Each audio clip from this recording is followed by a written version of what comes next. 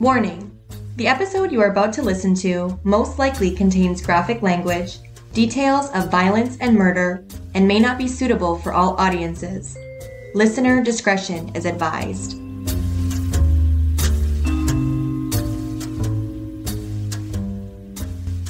Hello, everybody! Hi, guys. Welcome back to Murder with My Mother. Episode 5 already. I can't believe it's been 5 episodes. Doesn't feel like it's been that long, but I guess it has. 5 weeks. I feel like it's been 5 weeks. Yeah? Yeah. Well, all the research and the hard work that's gone into this. It is a lot, yeah, but I love every minute of it, and it's super cool. It's cool to see all the background stories and all the background info that you can find when you really dig into a person. I really like the fact that you kind of have an idea about a case, but you don't know the details, and when you find out the details, they're even more astonishing than you thought they were in the first place. Yeah, I also really love when you haven't heard about a case and you hear about this case and it's like today's case, actually, it happened right where I grew up and it didn't happen in my era, but it happened in yours. Yes, ma'am. It's the first time I can ever vividly remember being afraid of a boogeyman, really. Oh, see, and that's what I mean, is like, I pride myself on knowing all the, the big names and the more heinous killers. I think that's what kind of draws the story and draws you in, and, the people that are the most twisted. It's like trying to understand what's going on in their mind. That's what, I'm super interested in. And the funny thing is, with this one, even though I lived it at the time and it was something I was really afraid of as a child, I did not know all of the details and the extent to which the sickness ranged and the horrificness of the crimes until I did the research for this case. Yeah, and growing up in this area, I had no idea that this even happened. And so many addresses when we're looking, it's like, oh my goodness, I didn't know that, camping at one of these places or just walking by the river, it's so serene. And it's so, now after doing the research, you really see things that have happened in the dark history that a lot of places have. It's super crazy, especially when you're from there. It's super trippy. So we live in Surrey, BC, which a lot of these cases that we're about to talk about today, because today we are covering a serial killer. And a lot of the murders happened right where we live. Trippy. And again, like I said, I had no idea the extent. I had heard the name Clifford Olson. I'd heard that. But it's like everyone was so afraid that not a lot of people talked about it. Well, and you have to think too, back then, the whole true crime, talking about stuff, things were a lot less censored in ways of the way we behaved and stuff like that. But people didn't really talk about gory details of things. There wasn't social media. There wasn't so many true crime shows. It was basically just little whispers of stuff. And as you'll hear today, the media even didn't report a lot of it. The police didn't really understand the inner workings. This case is actually mind-blowing, and it's going to be pretty hard to listen to. I'm sure a lot of you have heard of Clifford Olson, but I'm pretty sure a lot of you will learn a lot in today's episode and the episode next week, as this will be a 2-part episode. So I remember the year was 1981, and there was a ramp up on stranger danger and people telling us as kids. I was around 7 or 8 years old. I think I'd actually just turned 7 when it all began. It was being spoken of a lot about stranger danger. Don't get into people's cars. Don't talk to strangers. Don't accept candy from strangers. That's the best, because every story you tell me about your teenage years, you're like, yeah, we were hitchhiking here, we were hitchhiking there. So it was prevalent. Kids are everywhere. Totally. And back in those days, kids had freedom. It was a lot different than it is now. I walked to the bus stop, which was probably a good 3 blocks, to go to kindergarten, and I was 4 years old when I started kindergarten. So that just tells you how different things were back then. We stayed home alone. We had a house key. We just went home after school, stayed home alone, probably from kindergarten. Yeah, we just ran free. And that was majority of families, I think. There was no, I mean, I don't know. I don't know if your parents just were a little more lax, but from what I take from that time, that was the norm. That was no one locked their doors. Everybody was out doing whatever out till all hours of the night. And that's maybe why you hear, you know, in the 70s and the 80s, there were a lot of serial killers that got away with a lot of stuff because people were so naive to the fact that people were out there committing mass murders just for their own pleasure, right? It's crazy. It was crazy because when you think about it, like, you think now, I mean, your son is 8 years old and you don't let him do anything by himself. No, he doesn't go anywhere, which I feel bad. I mean, the other day is the first time he played with the neighborhood kids, and I walked over there and then I stalked him obsessively and went over there every 15 minutes. And I don't know if that's because I, you know, have always watched things that put visions in my head and all that stuff that's, you know, obviously I'm going to be on top of. You know, you hear your kid goes to the park and you look away for 1 second, like, okay, well, just don't look away ever. And you'll be able to hopefully stay on top of that ever happening or anyone ever being able to, you know, the stranger danger. Yeah, like I push that. From the day he could talk, you know, we're talking about, you know, private parts, and you're giving them actual names instead of calling them names that can be used against them, where if someone sexually assaulted them. Or like secret questions. I know when you guys were little, you had quite a bit of freedom also, but there was secret questions, or what would you do if someone came up to you and said, hey, come and help me look for my puppy, or whatever. So it was definitely becoming more prevalent to be more aware of where your kids were once the 80s were over, because before that, I think I only came in the house to eat dinner, and that was it, ever. When the lights came on. Yeah, when the street lights came on. Yeah, my mom would whistle off the balcony, and then I would just run home. All my friends would be like, Janika, your mom's whistling for you. So I've got a killer whistle. Even the dog listens. You know? The Kingston whistle. But yes, he killed for what, like 8 months? It was an 8-month spree. Yeah, it was pretty fast. I mean, that's if they know all of his victims, which I think he was quite a bragger, so he probably would have said if he had more. But it was pretty quick and furious, and it was terrible. And it reached everyone. I know our teachers at school were talking about it.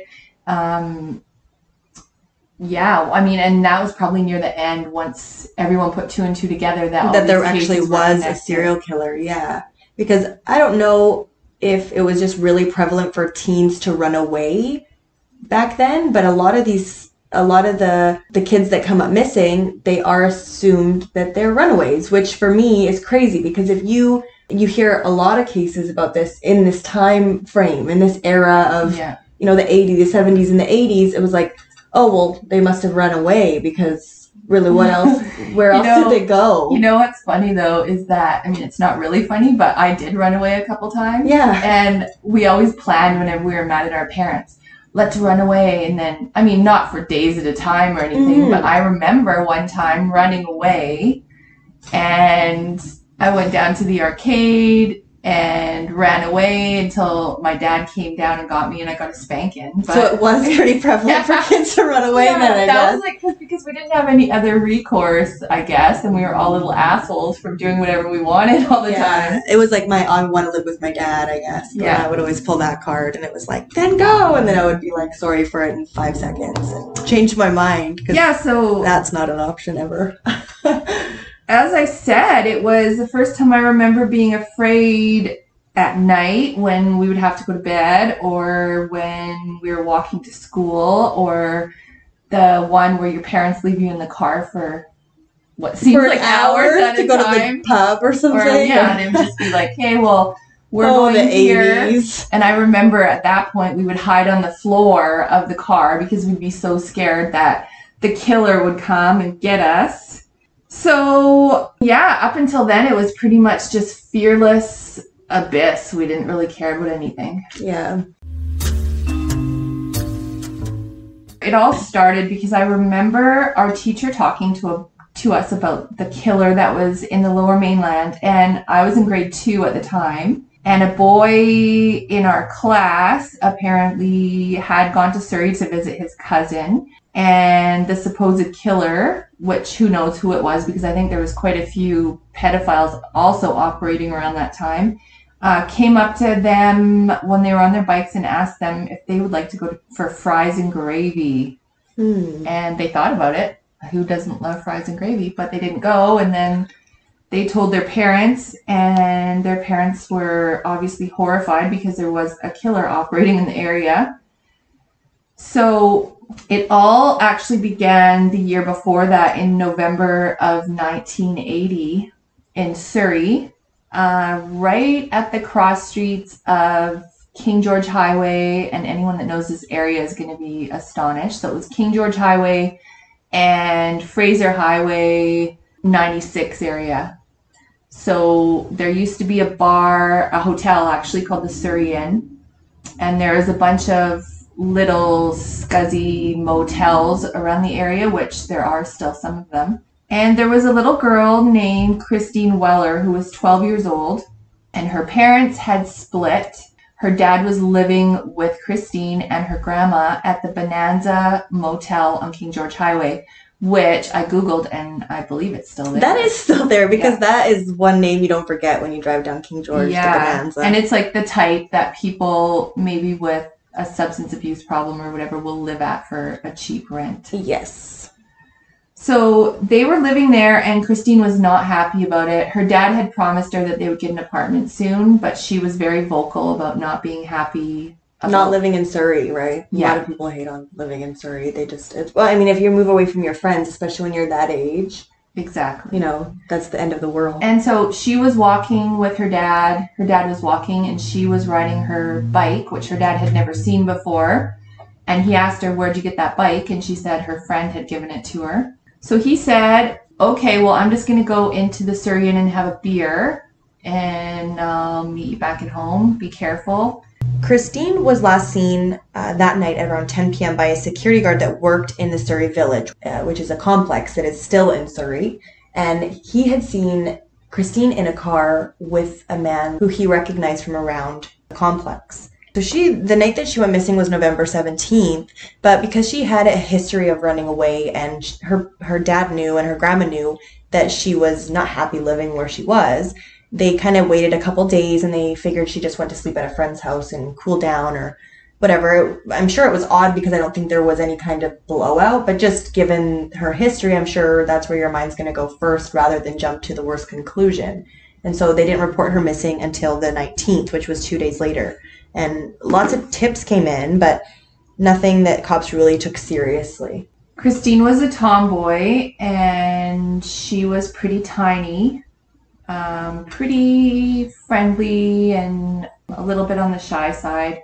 And so it was kind of weird that she'd be hanging out with a strange man at nighttime, but the police never really looked into that part of it. They just basically said she'd run away because she had run away before. But 1 month later, a little more than a month later, on Christmas Day, there was a man walking his dog near the Fraser River and Westminster Highway. So he thought that he saw a mannequin. You always hear that too. Yeah. And you're watching Forensic Files or you're watching Dateline and someone's walking their dog or it's always that, right? And taking it back to the Farrah Khan case when she thought that they were doing something totally different. It's like you don't go there first because that's not where your brain is going to go. Oh, they must be murdering, or that must be a dead body. I mean, my brain does go there when I see on the side of the road. I'm like, there's probably something horrible in that garbage bag. Yeah, and So and what scares me is, as you know, I have a big dog, and I walk him every single day after work in rural areas. And I said to my dog last night, because he was the only one at home with me, "You better never find a dead body, Walter." Yeah. So Christine, unfortunately, was not a mannequin. It was the body of Christine. And she had been stabbed repeatedly, sexually assaulted, and she had a belt around her neck that had strangled her. Yeah, she was found completely nude, and a ring that she was wearing and a cross necklace that she was wearing at the time of her disappearance was missing. I don't know what really happened after that with the case. They didn't really put out any kind of APB, or they weren't looking actively And for that's anyone. the thing about this case in particular is the police work on this case is a little bit shifty. I'm just going to say that right out of the woodworks because, no blame because I'm not blaming anybody, but the way that these cases were not investigated, or how they should have been, they were not presented.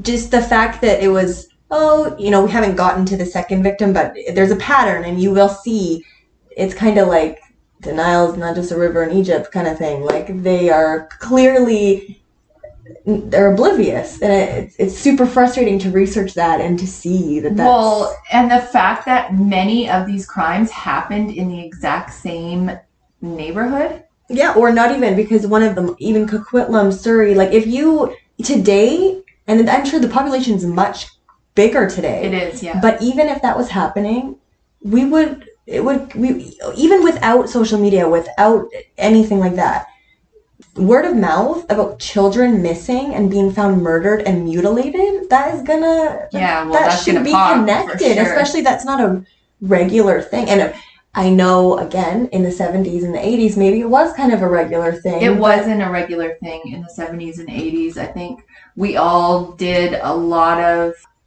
stuff and nothing happened. I mean, I'm sure a lot more people got molested and stuff like that, as far as I can tell. But that's almost because of awareness, right? Yes. Nowadays, people are trying to be more hands-on, more aware, teaching their kids awareness, stranger danger, all that. And people are teaching their kids to actually be outspoken about stuff like that. I mean, right from the time they can talk.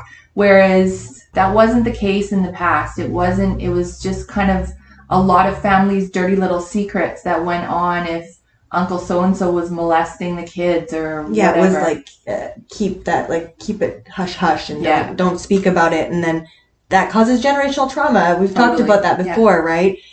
Anything like that is going to cause you lifelong issues when you're not addressing that, and especially if you're a family, So that brings us, there was quite a gap after that. So on April the 16th, 1981, 13-year-old Colleen Dagnall was waiting for a bus. She had gone to stay overnight at a friend's house in North Delta, which is an area just north of Surrey.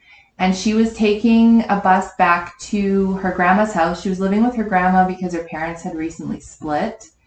And she went missing. She never made it on the bus. We don't know exactly where she went missing, but she was missing all of a sudden. She never arrived at her destination, and then no one heard from her. So. And she had no history of running away or any kind of behavior like that. By all accounts, she was a pretty shy, quiet girl. Yeah. And then it was about a week later, April 21st, 1981, that Darren Johnsrud was here visiting his parents, or his mom. His mom had just gotten married. And he was here from Saskatchewan, staying with her in Coquitlam, I think, right? He was in Coquitlam near the Burnaby-Coquitlam border. The Burquitlam? Burquitlam. Yeah, and so he came here from Saskatchewan, and he was here for 2 days at this time. And he came here because I know in the summer after he finished school, he was planning on moving there with his mom and his new stepdad. So he was just there for 2 days, and he left to go get cigarettes at 11:30 that morning on April 21st. And he was never heard from and never seen again until May 2nd, they found his body.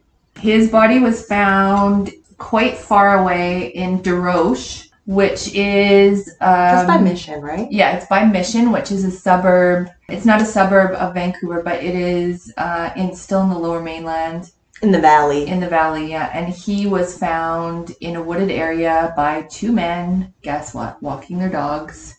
You're doomed.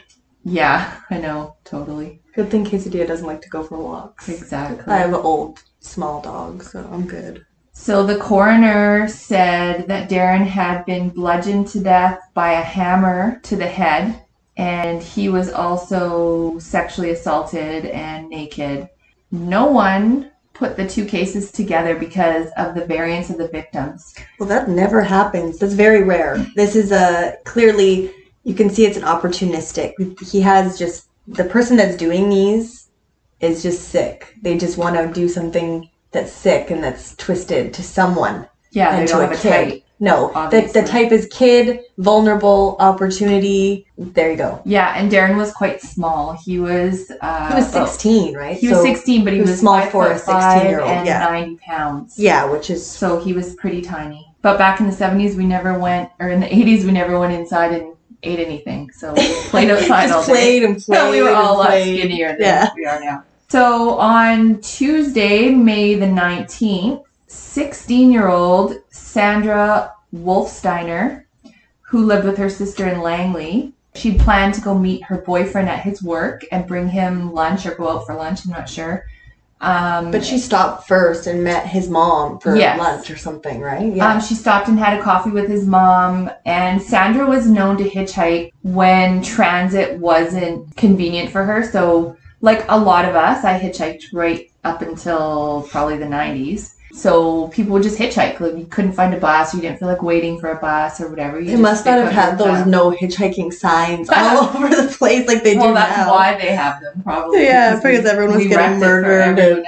Yeah, talk about opportunistic killers, like dream. Yeah. No kidding. Oh my goodness. So didn't his mom actually saw, because she was going up a bit to Fraser Highway. Yeah, so she was on Fraser Highway visiting her boyfriend's mom. Yeah. And then she saw him she saw her get in a silver car with a man. Yeah. But then she never showed up to have lunch with her boyfriend. And he was upset because she didn't show up. She thought she was late. Then he talked to his mom, and his mom said, "Well, that's strange. She was here. She met me. Yeah. What would you meet? 11:30. You're not going to meet your boyfriend's mom and then ghost him right after. And especially it's not like she had a cell phone where she could call or let him know. So he probably thought, like, what the heck? So he was really worried, and they reported, I think her family must have reported her as missing. But the police suspected that it was him, that he had something to do with it.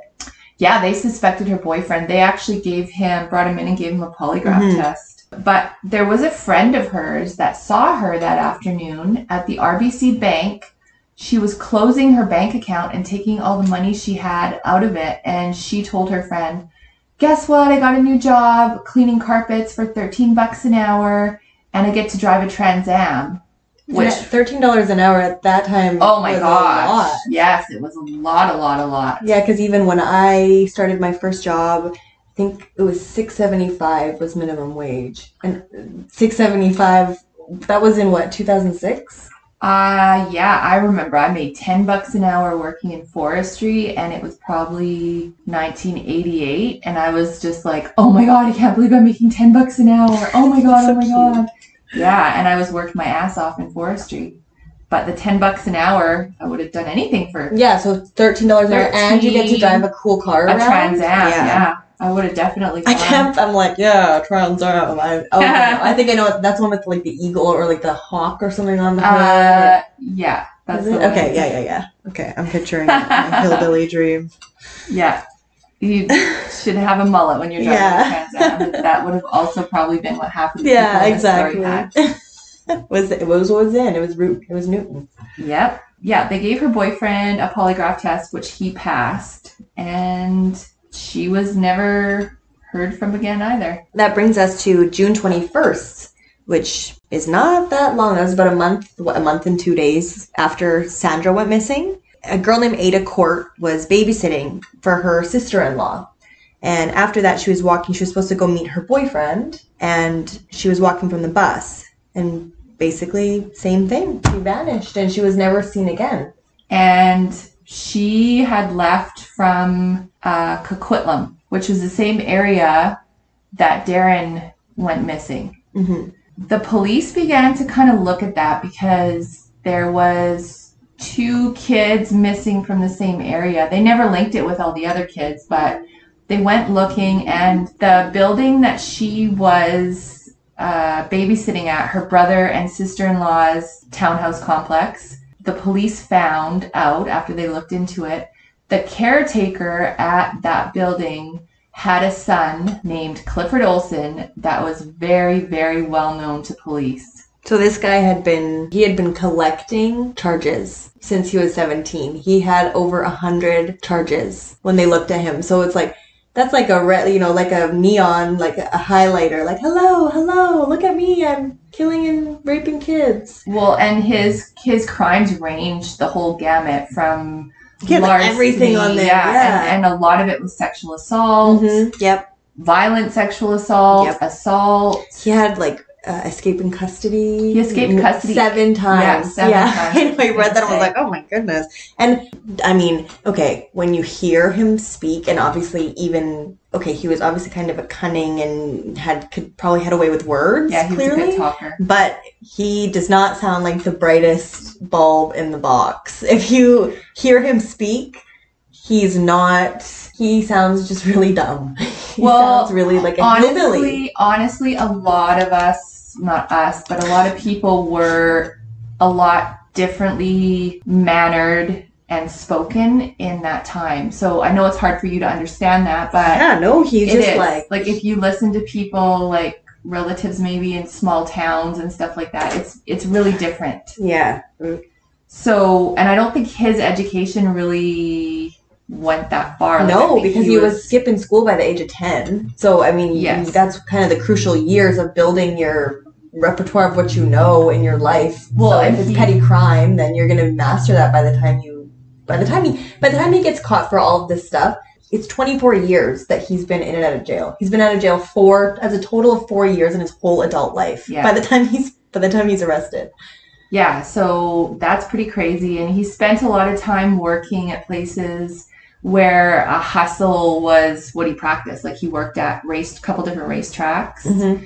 And fast money. Yeah, and stuff where he could bilk people out of their money. He was caught passing bad checks. He was caught doing a lot of stuff like that. At one point, one of the jails was closing down, and it was a historic jail that he had actually spent a lot of time at.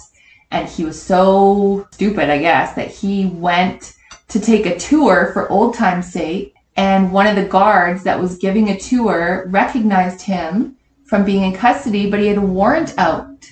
So he was arrested right then and there while taking a jail tour. See, you kind of got to love that some of them are so stupid, though, because then they volunteer themselves up for being caught. So it's like, good job for being such a dumbass. Yeah, well, and I mean, if you look back at his crimes, a lot of stuff he did was so brazen that it's actually miraculous that he wasn't caught so much sooner. Like, that must have been so heartbreaking for the families that lost children, because he could have been apprehended much, much earlier if there was just some seriousness taken from the fact that children were going missing at this alarming rate of speed and no one was even putting it together. I just can't understand it. Yeah, no. And he didn't stop and he didn't slow down. On July 2nd, 1981, Simon Partington, who was by far the youngest victim, because he's 9, he was riding his bike in Surrey down 95th Avenue. So actually we should say too that he lived like right by 32nd Street and 96th Avenue. I am there every single day. So just looking at that now, she just goes there and hangs out. No, but looking at that now is like, whoa, I had no idea. When I first heard of Clifford Olson, I thought it was basically he did a bunch of crimes like BC or Canada wide. I didn't realize it was so concentrated in areas that I'm so familiar with. Yeah, that was the biggest shock for me researching this, that everything was literally right. I knew I could picture, and it made it so much more real for me that I could picture myself and like, oh my God, that's right by here, or that's you can pinpoint in your head.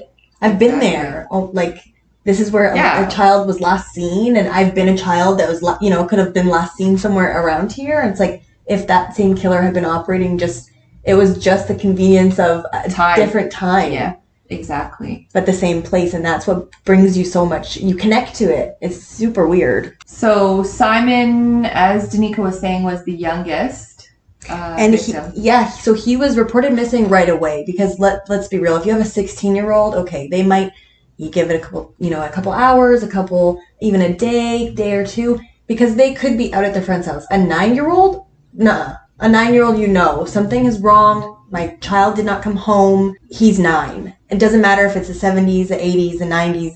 If a 9-year-old is not coming home, there's something that's wrong. And that is the first time that a lot of people got involved in the search, and police were frantic, parents were frantic. There was around 200 people searching the area. This was also, though, Christine Weller went missing right by here as well. Yeah. So that was another ding, ding, ding, ding for the police. Well, and actually, Sandra went missing right around the same area also. Mm-hmm. So I don't know if it was a ding, ding, ding. I mean, it should have been. Yeah. Because clearly I don't know if all of them were hearing impaired for ding, ding, ding, dings, because it takes a lot of killing for them to pay attention and to put pieces together, which is very sad. And I completely feel for all these victims' families, especially the last couple of children that are murdered, because it's very... Well, as you'll hear, it was pretty apparent something was awry and no one was looking into it. So the media and the public began to kind of have a murmur after Simon was missing, and they began to finally wonder if there was a serial killer on the loose. So it was only the day after Simon went missing that two 16-year-old girls, Sandra and Rose, were at the Lougheed Arcade, which was really popular for there to be arcades in malls. And they were...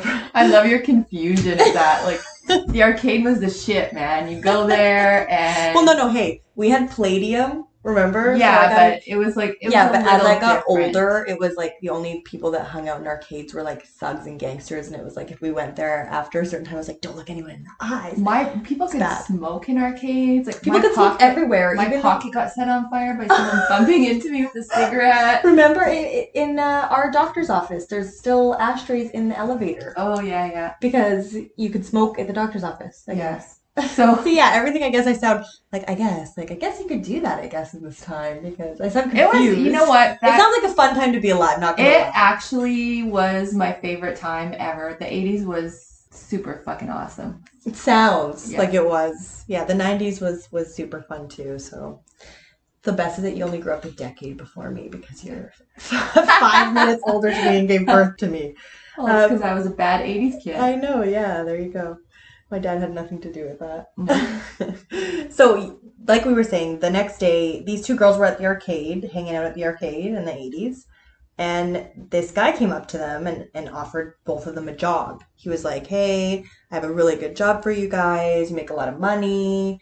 And I'll come back and I'll meet you here. In 3 days, we'll meet here. And you guys can start working. So, perfect. They were like, yeah. And okay. then he took them out to the car and said, like, oh, let's have a beer. Let's have a beer to celebrate your new job. And which is funny that as a 16-year-old, because I feel like as a 16-year-old myself too, you would have had a beer with for sure. That's what I mean. You would have been like, yeah, this guy is cool. You don't see... Same with like guys that want to date girls when they're 16 and 15. Yeah.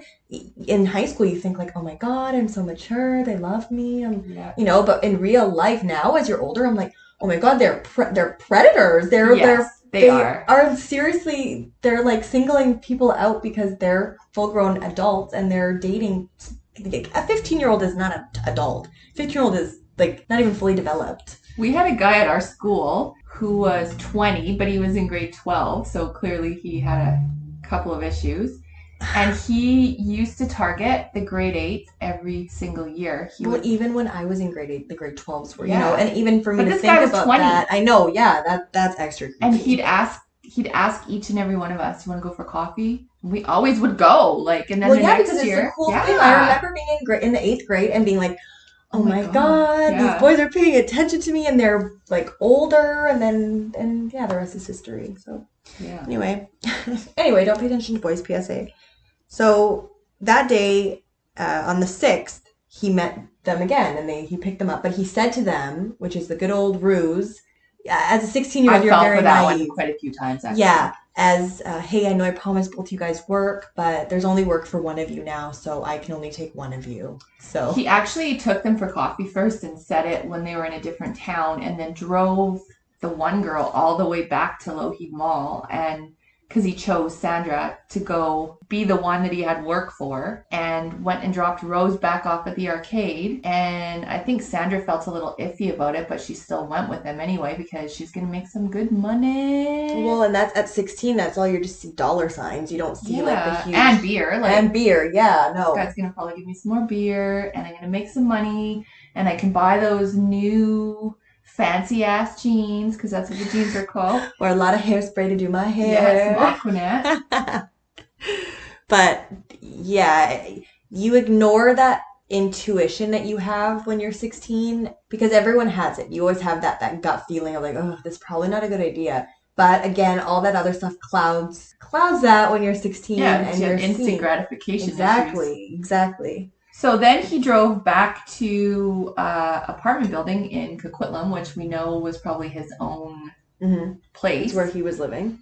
And picked up a bottle of whiskey, which he proceeded to share with Sandra as they drove to Surrey. Did they got a different car too? Right? That was once they got to Surrey. Okay. Then he traded his silver car for a green car. And the silver car kind of kept coming up, if you noticed. Yeah, he had been been spotted seen in a silver car quite a few times, but he obviously had some sort of deal because he would stop at this dealership where they would rent out cars, and it was proven later, sidebar, that he had used many, many different cars in the commissions of his crimes. Like, he was smart enough in that way, but he would change cars often, but he did it this time with the girl in the car. So he changed into a green car, and then they drove to an area that was right near Guildford Mall in Surrey. Once again, back in Surrey. That's my hood, 152. And he pulled over to a secluded area and said, "This is where the job is." And there was nothing even there. Her alarms in her head were like, like panic, instant panic, like the creepiest guy. Yeah. And he's this ruse, and now it's pretty suspicious. Like, okay, at first he came up to me and my friend, and then he kind of singled me out. Like, that, everything's probably adding up in her head, like, run, run, run. And it's weird because he was forcing her at this point to drink more, drink more, drink more. She was feeling sick. She didn't want to drink more. And he was drinking with her, but he was getting more and more angry and rude the more he drank. His real side was he was exposing his real self as he drank more and more. So when they got to this secluded area, he jumped in the back seat with her and proceeded to attempt to sexually assault her. But she went apeshit, basically freaked out. Good for her. Screamed, fought for her life, and he looked at her and said, "You're fired." Which is probably, in hindsight, the best word she's ever heard in her life. Yeah. That's what it's like. Oh my god. And then he drove her back to the arcade at Lougheed Mall and said, "Get out. Get out." Let her He out of was the mad car. at her. Yeah. And so then because she was probably in shock and disbelief that just happened, plus she was emotional and she was drunk. So she flagged down a cop that she saw, and she said, like, "That man just tried to rape me." And they put out an instant bolo, like, to be on the lookout for his car. And then they actually got in a chase with him. They chased him. They found him, just one street up on Cameron Avenue. Mm-hmm. Stopped him, and guess who it was? Cliffy. It was Clifford Olson. Yeah, good old Cliffy. And they interrogated him, right? Yeah, and he just kind of denied and said she was a willing participant. She's just drunk. Yeah, so he just blamed it on her. Which she was obviously drunk because he had been feeding her and forcing her to drink the alcohol. So to the police and they didn't want to even press charges because it wasn't good. The Crown's like, no, that's not going to be a reliable witness. Yeah, there's not any witness. There's nothing. You have no hard evidence to go on. This girl was just a drunken teenager. So instead, they just gave him a drinking and driving charge, a DUI, which in the 70s and 80s I think was like I don't think it was a big deal because they let him drive away from the scene. It's not like not like now where they suspend your license on the spot. Back then, it was okay, well, here's your drinking and driving charge, and see you later. Here are your keys Be also. safe. Yeah. Be safe on the way home. Don't molest any more girls, and I hope you're not as drunk as you were 5 minutes ago. Yeah. Over.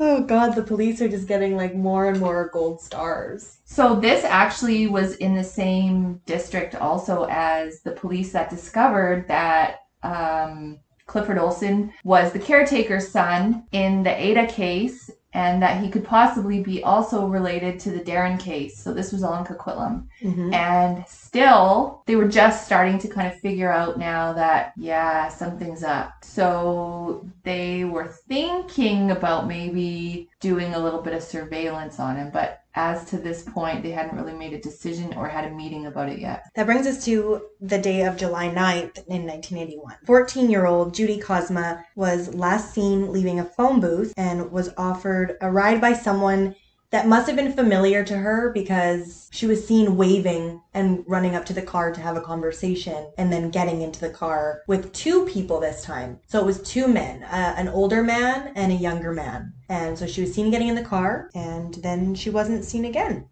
So apparently when we hear back from, I think Clifford himself, he says that he would often drive around with another teen male just because it made it way easier to pick other kids up. So yeah, and you hear that's actually a common ruse to use, which the serial killers, because it's like, okay, why not trust this person? Or even, it takes us to Gary Ridgway of showing, but not trying to show pictures of his kid when he's, picking up a sex worker to make them feel safe. But really, he's doing that on purpose so that they have that safety bubble that they feel like, okay, no, this guy's a dad, or this guy's a good guy. I'm safe. Instantly, you let your guard down. So Judy was going to a job interview at McDonald's or Wendy's. She worked at McDonald's. Yeah, she was on the up going to Wendy's. So they kept giving her also booze, beer. Here, have a beer, celebrate. We could give you a different job, or I could give you a different job where you'll make a lot more money. You don't even need to go to that job interview. But she was insistent that she wanted to go to her job interview. So the three of them were driving around, and at one point he gave her a little blue pill and she became super woozy. The other male that was in the car remembered, because he was later a witness, that she was getting super woozy, but she was still worried she wasn't going to make her interview on time. So they dropped off the other boy that was in the car, and Judy was missing after that. And Clifford Olson told the young man that he had dropped Judy off at her job interview, and that's the last that he had ever seen her. And I guess this guy just took Clifford's word. Well, that's what we did in the 80s. Yeah. It's all gullible. Yeah, it's a great time to be alive back then. So on July 15th, because this was affecting like all of the lower mainland, the valley, they were starting to obviously piece together that this was all connected. These were all being done by the same person, and now they had this name Clifford Olson on their radar more so. So police from everywhere they had on one side of the bridge, we have the RCMP, where there's all the detachments. But the other side, they have their own, like there was the Vancouver Police Department, the private police departments, New West Police Department, Delta PD, all the RCMP, everybody, they had their special units. Like every single person got together to basically talk about surveilling. They announced that they had a suspect in mind, but they didn't announce anything that Clifford was on their list at all, because they wanted to have their way of be able to surveil him and kind of watch him without him really being aware that this was happening. And that's, I guess, when they also announced that there was an actual serial killer operating. Yeah, they got together and they compared all their notes, and that's the same conclusion that everybody came to. Even though most of the crimes happened in only 2 different districts. Yeah. So.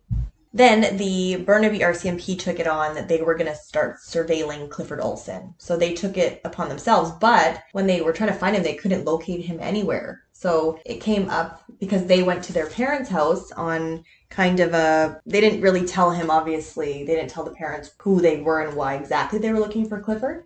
but they came up and they asked where Clifford was, and they said that he was out of the country taking his brand new son and brand new wife to Knott's Berry Farm. Because, ironically enough, Clifford Olson had just gotten married to his wife, Joan, and they had a young baby before they got married. So the timing of it was terrible. So he got married on May 15th and he killed Sandra Wolfsteiner on May 19th. So 4 days after his beautiful nuptials, he was in the mood for some killing. Well, and actually another thing came out later that when his wife, Joan, had her bachelorette party, she got Clifford to watch 6 kids while her and all of her friends went and had some drinks or a bachelorette get-together or a wedding shower or whatever it was. And he molested one of those kids. Perfect. And just what you want when you leave your fucking kids with someone to go for a nice bachelorette party. And the mom went to the police and reported it, and nothing was done about it. That seems like a trend, because it seems like nothing was done a lot of the time. Yeah, and it also came out, there were a lot of reports that he had been witnessed sexually assaulting a kid in the sauna at his church that year also, which I don't know what kind of church. It was the People's Church in Surrey has a sauna, but that happened. I don't know what kind of place has a sauna that someone can go in to molest boys and nobody says anything when they see that that's happening. Well, the church is another matter, actually. Yeah, that's a whole different ball game there. So it was coming out more and more, all of the different things that Clifford Olson had done and was convicted of. And now he was the suspect in a bunch of different child abductions and murders throughout the Lower Mainland. So I think we're going to wrap up the first. Yeah, I think that's a good spot to leave it for this one. Yeah. And then we will jump into fucked up because they could have, because they knew who he was and he wasn't even done killing yet. And he got away with four more murders, yes. So since they knew who he was. At this point, he's at number 7 where we leave it. And there's 4 more to come. You know, we'll go over the next 4 victims and then we will talk about kind of something that haunts, I think, the legislation of maybe our whole country. Yeah. Because the way that this was dealt with, you'll see next week that it was kind of I say miscarriage of justice, but this one was... I think we just never seen anything like this before, and it was definitely precedent setting for sure. And to say the least. Had to be so, so, so terrible on the families of the young victim whose lives Clifford Olson took. Yes. So another note is, because this one will be a 2-parter, we will release the next one next week. But after that, we will be releasing every second Thursday. So we will have 2 episodes a month, or, I mean, if you catch us on a long month, you'll get 3. Yeah, perfect. Yeah, so we will start doing that. Like we said earlier in the beginning of the episode, there's a lot of work and research that goes into these cases. And like I said, I love every minute of it. But we do also have other things going on. And I love spending time with my mom, and this has been super awesome. But I am also a mom myself, and when we started doing this, we didn't exactly know how much was going into it, but we do love every minute of it, and we are super, super excited to bring you guys maybe more in-depth episodes where we can, take our time and really research, because we didn't really realize how much there is to know about every killer, and we should have known because... And the victims. Yeah.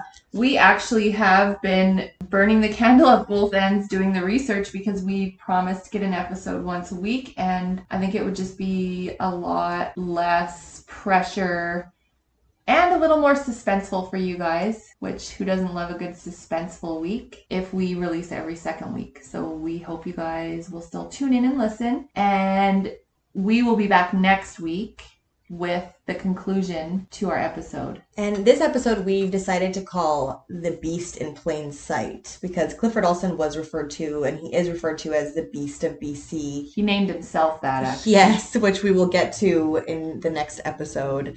But he's in plain sight, and come back next week so we can wrap this episode up and you can... be just as incredulous as we were. Yeah, exactly. So come back next week to listen to me talk murder. With your mother. With my mother. Who's my mother from another mother. No. Okay. Bye, guys. Bye.